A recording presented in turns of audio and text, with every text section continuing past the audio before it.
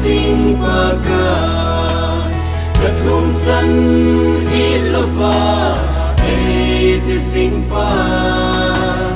dapat na tu sing zaila ko inge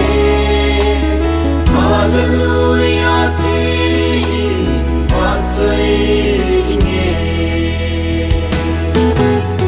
pakaya ki man hi iti lo pita kalagaw ki panan alo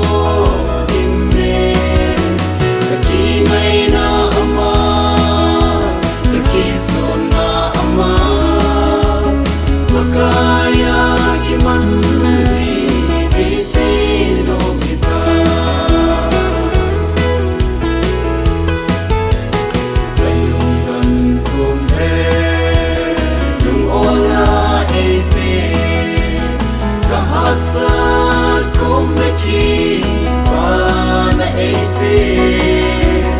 yung una hita asal na hosang